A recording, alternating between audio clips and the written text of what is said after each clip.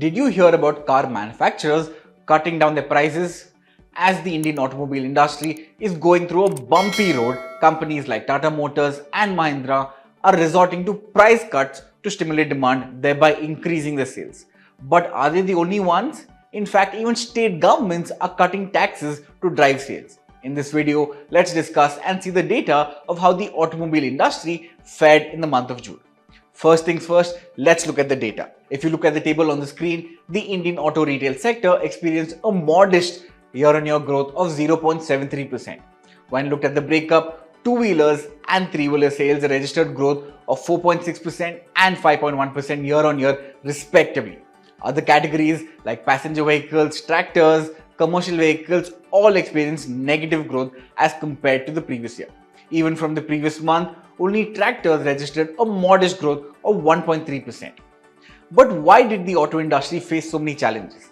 Traditionally, June is considered the weakest month for the Indian automobile sector. But when looked deeper, there were several other challenges. Firstly, extreme heat and delayed monsoons worsened rural sales, impacting two-wheeler and tractor sales. This heat wave further led to fewer customer inquiries and postponed sales.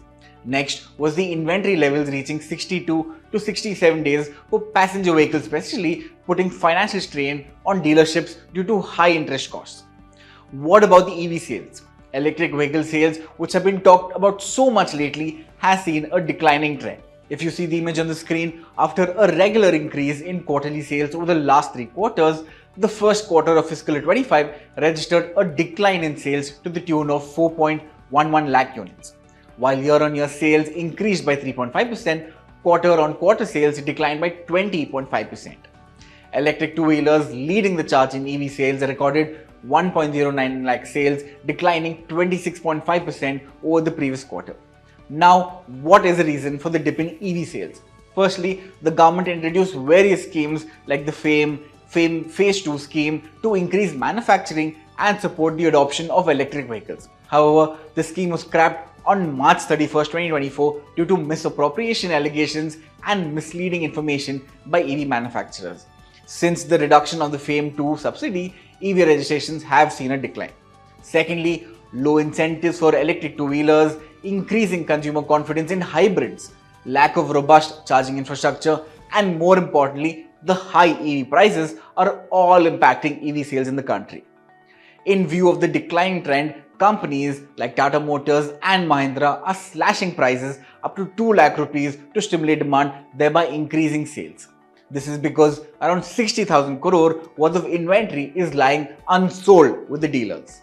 The UP government, in order to encourage buyers to opt for eco-friendly cars, has announced a full waiver of registration tax, meaning 100% waiver on registering hybrid cars, bringing down the on-road price of these cars by 3 lakh rupees. Furthermore, after the conclusion of the FAME scheme, the central government introduced a new scheme, which is the Electric Mobility Promotion Scheme 2024, which is set to boost the adoption of more than 3.5 lakh electric vehicles by 31st July 2024. Now, what can we expect in the near future? The automobile industry is currently transitioning from a supply-driven market to a demand-driven market. Moreover, with the monsoon ahead of schedule, it is expected to boost prospects for kharif sowing, thereby enhancing rural disposable income, which will potentially improve the rural auto retail performance. Furthermore, with many companies indulging in substantial discounts and sales promotion, along with improved product availability, it will likely support future growth. Having said that, this is me, Rahul Hassan, signing off. Have a great day and stay safe. Investments in securities market are subject to market risks. Read all the related documents carefully before investing.